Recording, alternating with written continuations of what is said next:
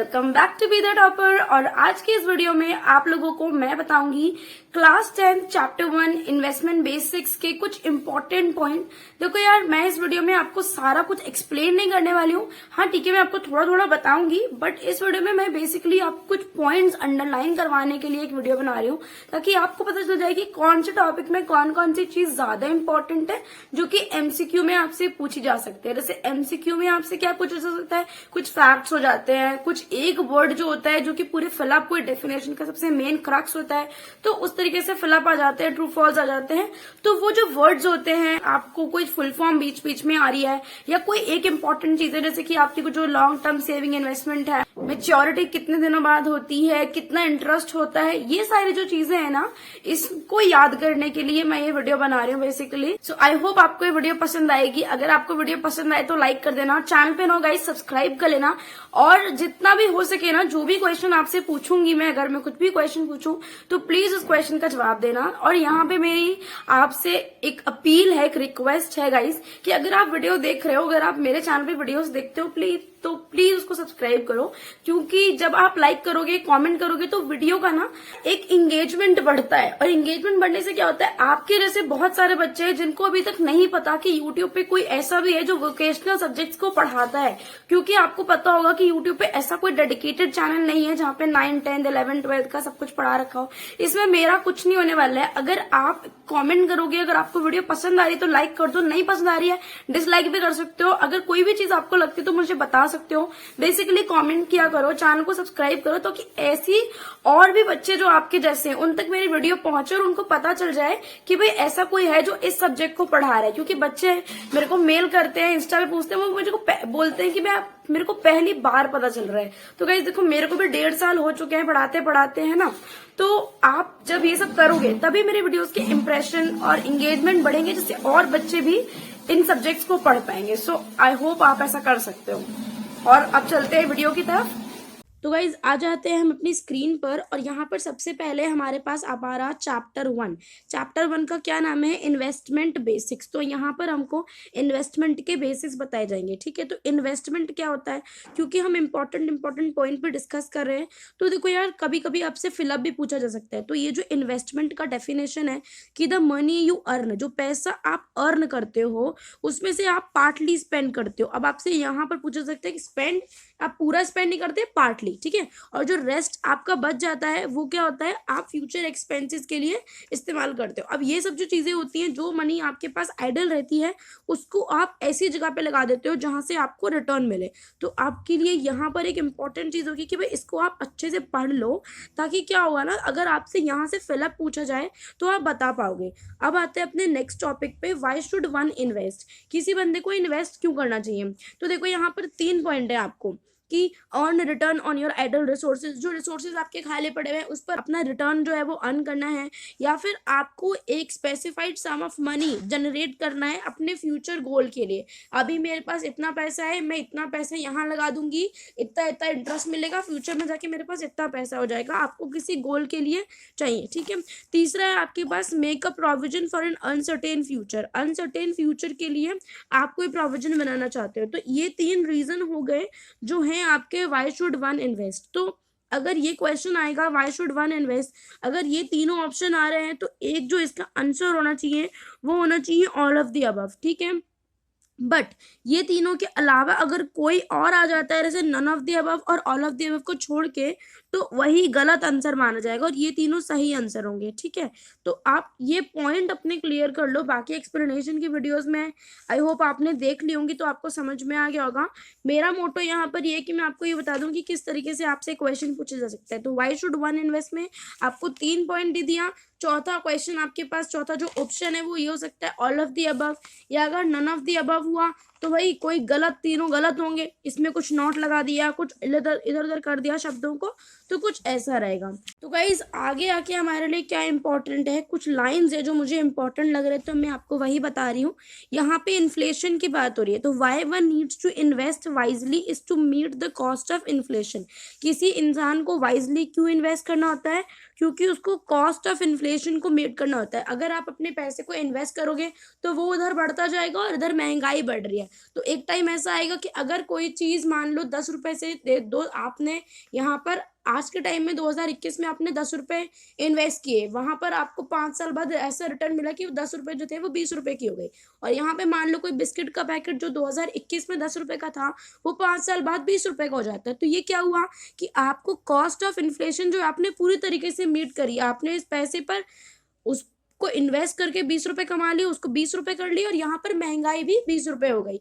तो आप क्या होगा, आपको दिक्कत नहीं होगी। तो ये चीज है, यहाँ पर कॉस्ट ऑफ इन्फ्लेशन को मीट करने के लिए इंसान जो है वो इन्वेस्ट करता है। तो आपको ये चीज ध्यान में रखनी है कि क्यों इंसान इन्वेस्ट करता है, इन्फ्लेशन कॉस्ट को मीट करने के लिए। अब इन्फ्लेशन होता क्या है, inflation is the rate at which the cost of living increases, है ना। यहाँ पे लिविंग इंक्रीजेज, ये जो चीजें हैं, रेट, ये सब आपसे पूछ सकती है कि इन्फ्लेशन क्या होता है। जब किसी भी लिविंग चीज की कोई भी कॉस्ट या किसी भी चीज की जब कॉस्ट जो है वो इंक्रीज होती है तो हम उसको इन्फ्लेशन कह सकते हैं, महंगाई हिंदी में कहते हैं इसको, ठीक है। आगे अगर हम आए, इंपॉर्टेंट हमारे पास क्या चीज है, बेसिकली इंपॉर्टेंट है, और कुछ डेफिनेशन टाइप्स जो कुछ लिखा होता है ना, वहां से आपसे कोई पॉइंट पूछ लिया, फिलअप पूछ लिया, ट्रू एंड फॉल्स पूछ लिया, कुछ भी पूछ लिया तो दिक्कत नहीं होनी चाहिए। अब यहाँ पर आएंगे हम, the aim of investment should be to provide a return above the inflation rate. अभी जैसे मैंने आपको एक एग्जाम्पल बताया था कि कोई बिस्किट अभी 10 रुपए का मिल रहा है, 5 साल बाद वो 20 रुपए का मिलेगा, ठीक है। हो सकता है क्वांटिटी वही हो, बट मेरा मोटो ये होना चाहिए कि अगर मैं आज 10 रुपए इन्वेस्ट कर रही हूँ तो 5 साल वो मेरा 20 नहीं, वो एटलीस्ट 25, 22, 21, मतलब जो कॉस्ट ऑफ इन्फ्लेशन रहेगी उससे ज्यादा होना चाहिए। बाकी अगर उसके बराबर भी होता है तो ठीक है, बट मेरी जिंदगी जो है, मेरी कुछ सेविंग नहीं हो पाएंगी तो मैं और इन्वेस्ट कैसे करूंगी। तो ये चीज है यहाँ पर, ठीक है। तो आपका इन्वेस्टमेंट का एम क्या होना चाहिए कि आपको इन्फ्लेशन रेट से अबव आनी चाहिए आपकी income, to ensure that the investment does not decrease in value, ताकि आप ये इंश्योर कर सको कि जो इन्वेस्टमेंट है आपकी वो वैल्यू में डिक्रीज नहीं करे, ठीक है। चीजें हो सकता है अगर आपने नहीं पढ़ा है बुक को तो आपको अच्छे से समझ में नहीं आएंगी। अगर आपने एक्सप्लेनेशन वाली वीडियोस नहीं देखी है ना गाइस, तो उसको एक बार देख लो, वहां पे मैंने चीजें समझा रखी है। यहाँ पे मैं आपको सिर्फ वो बता रही हूँ कि क्या क्या चीज आपके लिए इंपॉर्टेंट हो सकती है। तो व्हेन टू स्टार्ट इन्वेस्टिंग में अगर हम आए तो यहाँ पर एक टर्म है सूनर, ठीक है। तो जितना जल्दी आप इन्वेस्ट करोगे उतना जल्दी उतना अच्छा आपके लिए रहेगा, ताकि जो आपकी मनी है उसको ग्रो करने के लिए टाइम मिल जाए, टाइम मिले। और ये जो कंपाउंडिंग का कॉन्सेप्ट होता है, अगर आपसे पूछे कि मनी टाइम के साथ कैसे कैसे ग्रो करती है, तो एक कंपाउंडिंग का एक कॉन्सेप्ट होता है जिसके थ्रू जो हमारी इनकम होती है वो इंक्रीज होती है, इनकम जो है वो इंक्रीज होती है, ठीक है। अब यहाँ पे 3 गोल्डन रूल्स होते हैं इन्वेस्टर के लिए, उसको एक बार देख लो, क्योंकि यहाँ से भी हो सकता है आपसे फिलअप वगैरह कुछ पूछ लिया जाए, तो ये आपको पता होना चाहिए। ये क्या कह रहा है, 3 गोल्डन रूल्स जो है, इन्वेस्ट अर्ली, हमको अर्ली इन्वेस्ट करना है। यहाँ से रिलेटेड भी मैंने एक क्वेश्चन देखा था, आप इसको प्रिपेयर कर लो। मतलब आपको ये पता होना चाहिए कि जल्दी इन्वेस्ट करना चाहिए, रेगुलरली इन्वेस्ट करना चाहिए, और हमेशा लॉन्ग टर्म के लिए इन्वेस्ट करना चाहिए। एक क्वेश्चन ऐसा था जहाँ पे ये लिखा था कि invest for short term not for long term. तो आपको पता होना चाहिए कि स्टेटमेंट गलत है, हमेशा हमको लॉन्ग टर्म के लिए इन्वेस्ट करना चाहिए ताकि हम आगे तक का अपना फ्यूचर सिक्योर कर सके। अब यहाँ पर हमारे कुछ 12 रूल्स हैं, उसको एक बार देख लो। हो सकता है कोई एमसीक्यू आपसे पूछ लिया जाए कि भाई बताओ इनमें से कौन सा 12 रूल्स ऑफ इन्वेस्टिंग में आता है या नहीं, या फिर इन्वेस्ट करने से पहले हमको इनमें से कौन सी बातों का ध्यान रखना चाहिए, कौन सी बातों का ध्यान नहीं रखना चाहिए। तो इस तरीके से आपसे कुछ क्वेश्चन पूछा सकता है। तो आपको 12 रूल पता होना चाहिए। इसको आप एक्सप्लेनेशन वाली वीडियो से देख लो या पढ़ लो। बाकी मैं यहाँ पे थोड़ा थोड़ा ही बताऊंगी कि आपके जो इन्वेस्टमेंट के डॉक्यूमेंट जो उसको अच्छे से रीड करना है, उसको लेना है, रीड करके समझना है, उसको उसकी लेजिटिमेसी चेक करनी है कि वो लीगल है या नहीं। उसके बाद आपकी जो कॉस्ट एंड बेनिफिट रेशो जो वहां से निकल रहा है आपकी इन्वेस्टमेंट से, ये भी आपको ध्यान में रखना है। रिस्क कितना होगा, रिटर्न कितना होगा, लिक्विडिटी एंड सेफ्टी एस्पेक्ट क्या है आपकी इन्वेस्टमेंट का, ठीक है। और जो भी आप इन्वेस्टमेंट कर रहे हो उसको जितने भी इन्वेस्टमेंट अपॉर्चुनिटीज अवेलेबल है सबके संग कंपेयर भी करना होगा। एंड यहाँ पर सबसे इम्पोर्टेंट जो बात है ना, वो मेरे को लगती है ये है कि आपको हमेशा एक ऑथराइज्ड इंटरमीडियरी से ही डील करना है, उसके साथ ही आपको डील करना है, अदरवाइज आप फंस सकते हो। तो आपसे यहीं पर ये क्वेश्चन में भी आपसे पूछा जा सकता है कि आपको मतलब आपको किसके संग डील करना चाहिए स्टॉक एक्सचेंज में। आपको याद रखना है कि ऑथराइज्ड इंटरमीडियरी के साथ ही आपको डील करना है। तो अगर हम इंटरेस्ट वाले टॉपिक पे आए तो देखो यहाँ पे क्या आपके लिए इंपॉर्टेंट है, यहाँ पे एक चीज आपको पता होनी चाहिए कि अगर आपसे कोई पूछ रहा है कि इंटरेस्ट क्या होता है या फिर फिलअप में आता है, तो आपको ये बात पता होनी चाहिए कि जो इंटरेस्ट क्या होता है एक अमाउंट है जो किस पर चार्ज किया जाता है, बोरोवर पर चार्ज करता है। कौन चार्ज करता है, लेंडर चार्ज करता है, क्योंकि लेंडर की मनी होती है, ठीक है। तो interest is an amount charge to the borrower for the privilege of using the lender's money. तो आपको ये पता होना चाहिए कि बोरोवर पे चार्ज किया जाता है और कौन चार्ज करता है, लेंडर चार्ज करता है। अब इंटरेस्ट को कैलकुलेट कैसे करते हैं ये अगर हम जाने तो यहाँ पे देखो, यहाँ पे दिखा रखा है calculated as a percentage of the principal balance. Principal balance का परसेंटेज निकालते हैं तो हमको इंटरेस्ट भाई मिल जाता है, ठीक है। बाकी कंपाउंड इंटरेस्ट कैसे निकालते हैं, सिंपल इंटरेस्ट कैसे निकालते हैं, ये तो सबको पता ही होगा। What factors determine interest rate, कौन से फैक्टर्स होते हैं जो इंटरेस्ट रेट को डिटरमिन करते हैं। अब यहाँ पर 5 चीजें दे रखी है हमको। मैंने यहाँ पे आई होप कि मैंने एक क्वेश्चन बताया है, मुझे ठीक से पता नहीं है बट आई थिंक मुझे लग रहा है कि मैंने बताया है, जहाँ पर आपसे ये पूछा जा रहा है कि जो फैक्टर्स होते हैं इंटरेस्ट रेट को डिटरमिन करने वाले वो कौन कौन से होते हैं। तो हो सकता है आपको इनमें से कोई 2-3 ऑप्शन दे दिया जाए, पूछा जाए कि भाई इनमें से बताओ कौन से हैं, फिर ए एंड बी एंड सी, है ना, फिर बोथ, या फिर कोई एक ही दे रहे हैं बाकी सब कुछ उल्टा पुल्टा दे दिया। तो इस तरीके से याद कर लो, आपको कॉन्सेप्ट पता होना चाहिए, उसके बाद तो आप कर ही लोगे सब कुछ। तो फैक्टर्स जो हैं आपको पता होना चाहिए।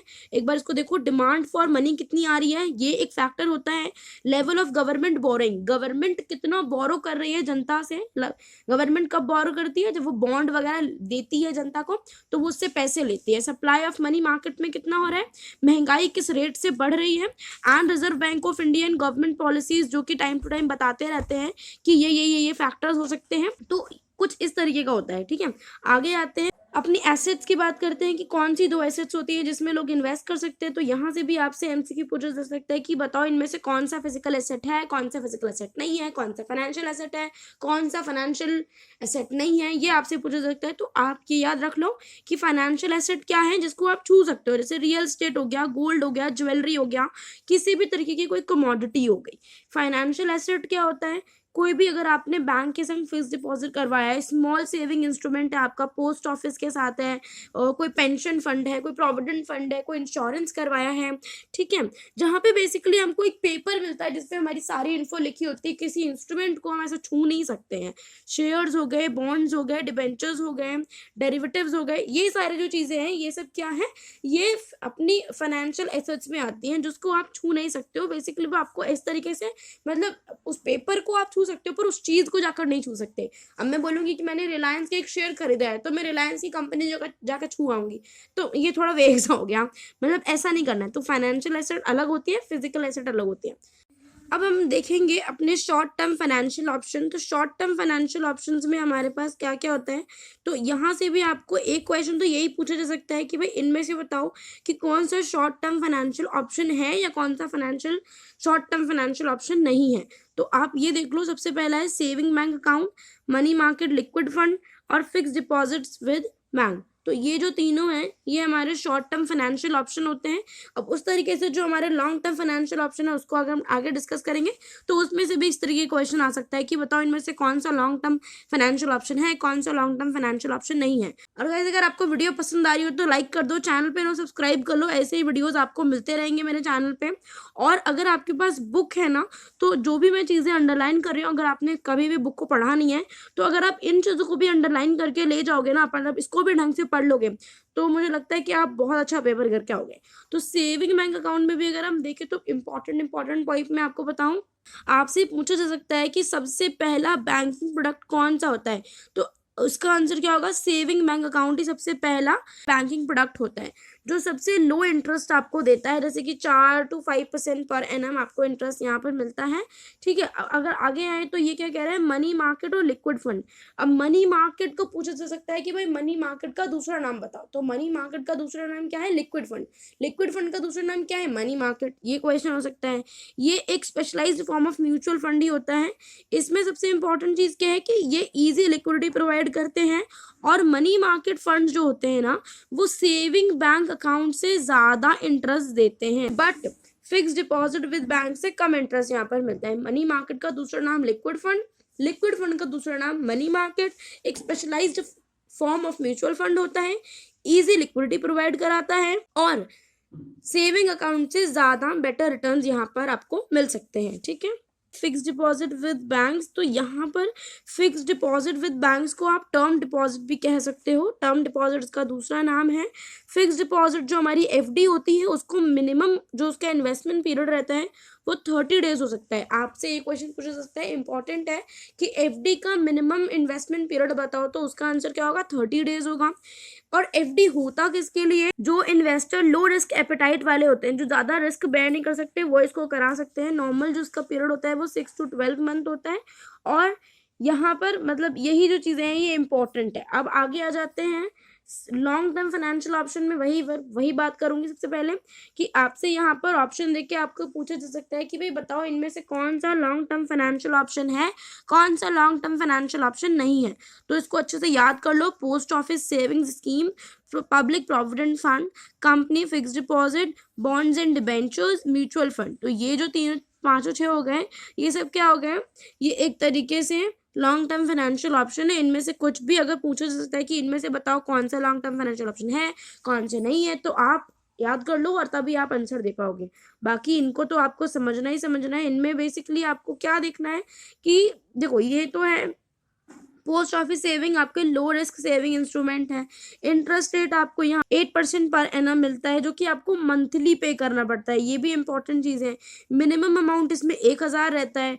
ठीक है, और अगर मैक्सिमम अमाउंट की बात करें तो 3 लाख रहता है अगर सिंगल है। तो यहाँ से आपसे पूछा सकता है कि भाई मैक्सिमम अमाउंट बताओ। तो मैक्सिमम अमाउंट में क्या होता है, अगर आपने सिंगल अकाउंट खुलवाया तो 3 लाख, और अगर आपने ज्वाइंट खुलवाया तो 6 लाख ड्यूरिंग अ ईयर। एक ईयर के लिए ये बता रखा है। इसका मेच्योरिटी पीरियड आपको पता होना चाहिए कि भाई 6 साल का होता है। तो ये जो जितने भी है ना, जैसे पोस्ट ऑफिस सेविंग हो गया, पब्लिक प्रोविडेंट फंड हो गया, तो आपको पता होना चाहिए कि बेसिकली ये क्या है, इनकी मेच्योरिटी कितने साल की होती है, मिनिमम मैक्सिमम क्या होता है, आप कहाँ से खुलवा सकते हो, ये जो छोटी छोटी चीजें आपको पता होना चाहिए इसमें। ठीक है, अगर हम आगे हैं पब्लिक प्रोविडेंट फंड में, guys please don't expect me to explain everything in this video because I will not do that. मैं एक्सप्लेनेशन की वीडियोज में वो कर चुकी हूँ। मैं सिर्फ आपको ये बता रही हूँ कि इंपॉर्टेंट क्या चीजें हैं। A long term saving instrument, यहाँ पे हमको पब्लिक प्रोविडेंट फंड की मेच्योरिटी क्या बता रखी है भाई, मेच्योरिटी जो होती है वो 15 सालों की होती है। 8% पर एनम का कंपाउंडेड एनुअली इंटरेस्ट मिलता है। पीपीएफ अकाउंट आप किसी भी नेशनलाइज्ड बैंक से खुलवा सकते हो during any time of the year, कभी भी खुलवा सकते हो, हमेशा ये ओपन रहता है। एक इम्पॉर्टेंट बात कि पब्लिक प्रोविडेंट फंड में आपका जो भी पैसा रहता है उसके लिए आपको टैक्स बेनिफिट मिलता है, और इस पब्लिक प्रोविडेंट फंड में जो भी पैसा है उस पर जो भी इंटरेस्ट आ रहा है that is also tax free, उस पर कोई भी टैक्स नहीं लगेगा। ठीक है, ये बात आपको पता होनी चाहिए। अब अगर हम कंपनी फिक्स डिपॉजिट पर आए तो कंपनी फिक्स डिपॉजिट क्या होता है, यहाँ पर short term 6 month, medium term जो होती है हमारी 3 to 5 ईयर। आपको पता होना चाहिए कि कंपनी फिक्स डिपॉजिट में अगर आपसे स्पेसिफिकली इसके अंदर से क्वेश्चन पूछ ले कि कंपनी फिक्स डिपॉजिट में शॉर्ट टर्म कितना टाइम रहता है, तो भाई 6 महीने। मीडियम टर्म का क्या टाइम रहता है, 3 to 5 ईयर्स। ये कौन करता है, borrowings by company at a fixed rate of interest which is payable monthly. यहाँ पे क्या होता है, लोग पैसा देते हैं और कंपनी बोरो करती है, कंपनी उस पैसे को बोरो करती है और यहाँ पर इंटरेस्ट मिलता है।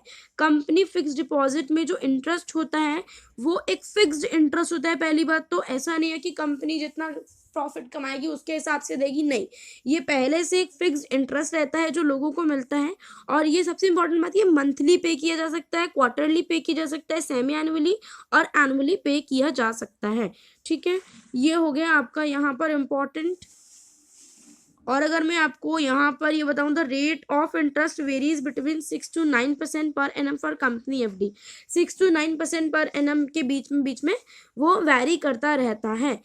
The interest received is after reduction of taxes. यहाँ पर जो आपको इंटरेस्ट जो मिलता है that is not tax free, उस पर टैक्स लगता है, उसके बाद ही आपको वो इंटरेस्ट मिलता है। ठीक है, अगर हम बॉन्ड्स की बात करें तो बॉन्ड्स में क्या है, बॉन्ड्स क्या होते हैं, एक फिक्स्ड इनकम इंस्ट्रूमेंट है। अब आपसे यहीं से क्वेश्चन पूछा जा सकता है, ऑप्शन क्वेश्चन दे दिया which of the following is fixed income debt instrument. ठीक है, securities, derivative, mutual fund, bond. तो इसका आंसर क्या होगा, बॉन्ड होगा। ठीक है, तो ये आपको पता होना चाहिए कि एक फिक्स्ड इनकम डेट इंस्ट्रूमेंट होता है बॉन्ड, जो कि period of more than 1 year with the purpose of raising capital, more than 1 year का पीरियड के लिए हो सकता है।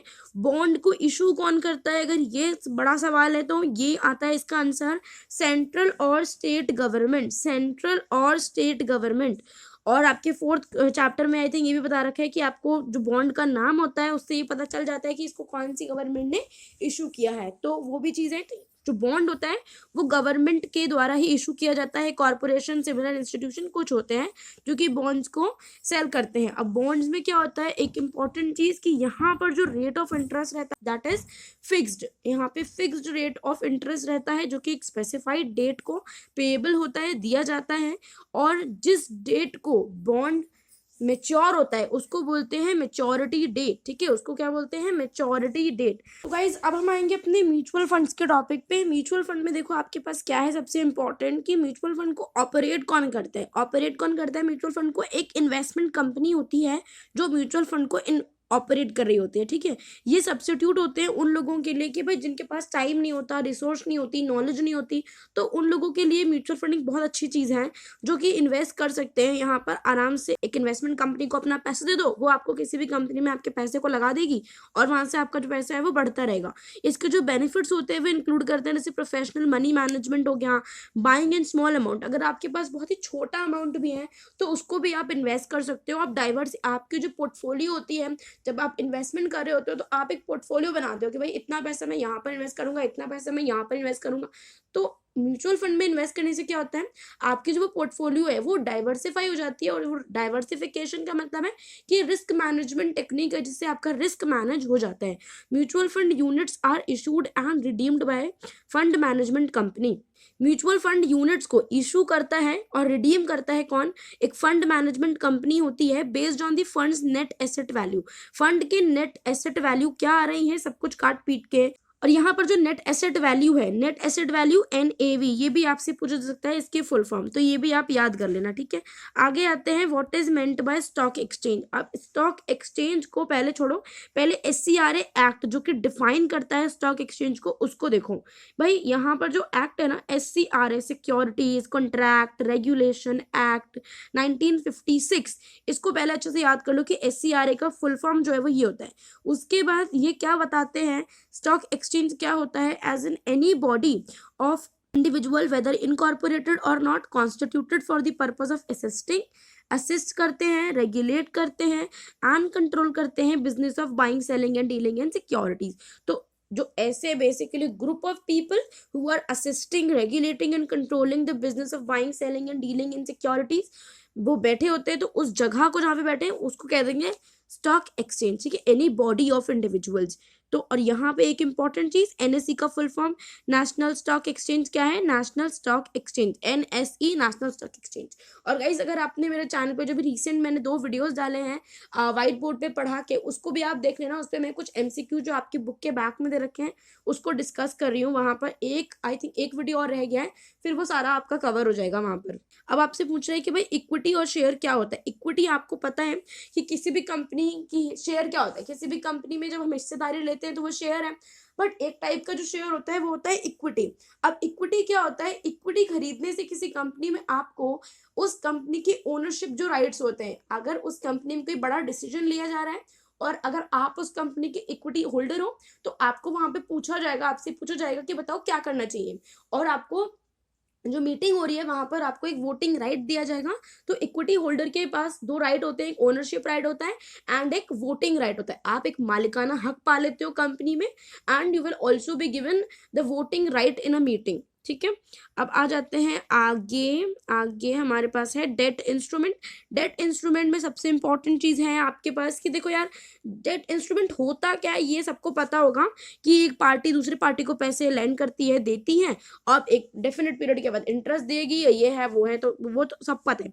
ठीक है, बट एक इंपॉर्टेंट बात यहाँ पर कि जो बॉन्ड होता है, बॉन्ड भी एक डेट इंस्ट्रूमेंट है और उस डेट इंस्ट्रूमेंट को सेंट्रल एंड स्टेट गवर्नमेंट या पब्लिक सेक्टर ऑर्गेनाइजेशन जो है वही इशू कर सकती हैं। एंड जो डिबेंचर होता है, debenture is same like bond, but debenture को इशू जो करते हैं वो प्राइवेट कॉर्पोरेट सेक्टर होते हैं। Debenture can not be issued by the central और स्टेट गवर्नमेंट, बॉन्ड भी प्राइवेट कॉर्पोरेट सेक्टर इशू नहीं कर सकते हैं।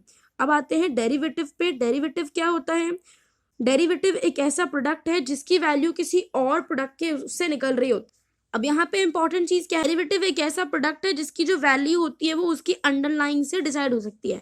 अभी जो अंडरलाइंग होता है ये कोई इक्विटी हो सकती है, कोई इंडेक्स हो सकता है, फॉरेन एक्सचेंज हो सकता है, कोई कमोडिटी हो सकती है, कोई भी अदर जो हमारी एसेट है वो हो सकती है। ठीक है, अब अगर हम आ जाए आगे, तो आगे इन्होंने क्या बता रखा है भाई, फिर से म्यूचुअल फंड का ही टॉपिक है जो कि मैं आपको बता चुकी हूँ। ठीक है, तो म्यूचुअल फंड में हम दोबारा नहीं घुसेंगे। अब आ जाते हैं इंडेक्स पे। तो इंडेक्स क्या होता है? इंडेक्स एक स्पेसिफाइड पोर्टफोलियो है कुछ डिफरेंट सिक्योरिटीज का। आपको पता होना चाहिए। यहाँ पे मैं आपसे क्वेश्चन भी पूछ रही हूँ कि एनएससी का एंड बीएससी का, दोनों स्टॉक एक्सचेंजेस का इंडेक्स आपको कमेंट सेक्शन में लिखना है, मुझे आप बताओगे। वहां पर क्या होता है, कुछ सिक्योरिटीज के प्राइसेस होते हैं। बेसिकली एक मार्केट ट्रेंड जो चल रहा है, किस तरीके से सिक्योरिटी अपवर्ड जा रहे हैं, सिक्योरिटी के प्राइसेस ऊपर जा रहे हैं, नीचे जा रहे हैं, ये जो मूवमेंट है ना शेयर प्राइसेस में, कब कितना हो रहा है, कब कितना हो रहा है, ये सब हमको किसी स्टॉक एक्सचेंज के इंडेक्स में दिखाई देता है। तो अगर आपसे पूछा जाए बेसिकली, तो index is a basket of securities and the average, and it shows the average price movement of basket of security। ठीक है, उस सिक्योरिटी में, उस बास्केट में जितने भी सिक्योरिटीज होते हैं, उन सारी सिक्योरिटी में एवरेज प्राइस मूवमेंट क्या चल रहा होता है, जब आप एक इंडेक्स को देखोगे तो आपको पता चल जाएगा। डिपॉजिटरी क्या है? डिपॉजिटरी इज लाइक बैंक, जहां पर हमारी जो सिक्योरिटीज होती हैं वो ई फॉर्म में रखी जाती है, इलेक्ट्रॉनिक फॉर्म में रखी जाती है। डीमटेरियलाइजेशन इज ए प्रोसेस जहां पर आप क्या कर सकते हो, अपने फिजिकल सर्टिफिकेट्स को इलेक्ट्रॉनिक सर्टिफिकेट्स में आप ट्रांसफर कर सकते हो। और डिपॉजिटरी पार्टिसिपेंट, डीपी, आपको फुल फॉर्म यहाँ पर बता देती हूँ। डीपी का क्या फुल फॉर्म है? डिपॉजिटरी पार्टिसिपेंट, जिसके थ्रू आप ये सब काम कर रहे होते हो, अपने फिजिकल सर्टिफिकेट्स को अपने इलेक्ट्रॉनिक सर्टिफिकेट बना रहे होते हो। तो गाइज आई होप आपको ये वीडियो पसंद आया होगा। अगर आपको वीडियो पसंद आया तो लाइक कर दो, चैनल पे ना सब्सक्राइब कर लो। और अगर आपने अभी तक वो जो मैंने पीडीएफ बना रखा है वो अगर आपने अभी तक लिया नहीं है तो आप उसको ले सकते हो, क्योंकि वो आपको हेल्प करेगा। उसमें बहुत सारे एमसीक्यू हैं, और भी जो भी बच्चे उसको ले रहे हैं मैं उनको और भी पीडीएफ बनाकर भेजूंगी, कुछ इंपॉर्टेंट टॉपिक भेजूंगी। तो अगर आपने नहीं लिया तो उसको ले लो, क्योंकि उसकी कुछ लिमिट ही है, उसके बाद वो सबको नहीं मिल पाएगा। So thank you so much for watching. अगर आपको वीडियो पसंद आई तो लाइक कर देना। Bye bye.